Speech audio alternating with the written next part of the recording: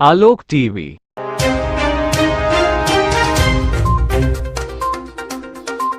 टिक्काबाली पुराणा बसस्टाण्ड ठारे youth warrior युव संगठन तरफु जातीय युव दिवस तथा विवेकानंद जयंती धूमधाम रे पालन करा जायछि। एही कार्यक्रम रे जिल्लार विभिन्न विभाग रे कृतित्व अर्जन करिथिबा प्रतिभा माननकु मानपत्र सह उपढौकन देई संबर्धना करा जायथिला। सांबादिक क्षेत्र रे श्री अशोक महांती, कुन्ना दिगाळ, अकुलानंद दिगाळ, अभिनय पाई श्री पंचानन पाणिग्राही, श्रुति रंजन बेहेरा, जगा कालिया बेहेरा, साहित्य क्षेत्र रे श्रेष्ठ कवि श्री दीनकृष्ण महापात्र, कवयित्री ज्योतिर्मयी कंवर, श्रेष्ठ शिक्षयित्री श्रीमती लतांजलि महांती, सेवा क्षेत्र रे श्री जगन्नाथ राजू, नीलमाधव पात्र, हरिहर नायक, श्रेष्ठ नृत्यशिल्पी श्री विनोद चंद्र साहू और श्रेष्ठ कंठशिल्पी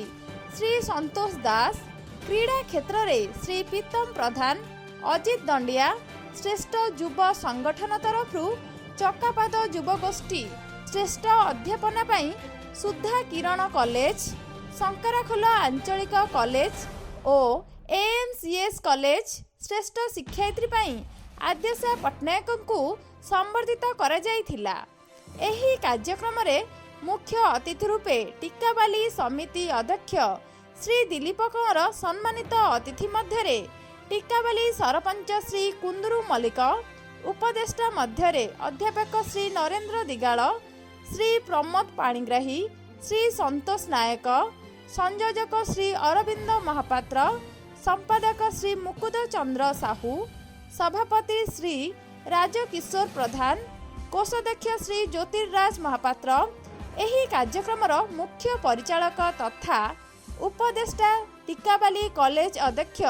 श्री दीनबंधु महांती, एतद् व्यतीत यूथ वॉरियर सदस्य श्री निकुंज साहू, सूर्य पात्र, विष्णु होता, जयप्रकाश पात्र, अर्जुन दिगाळ, केदार दिगाळ, ललाटा कंवर, बारिक बाबू,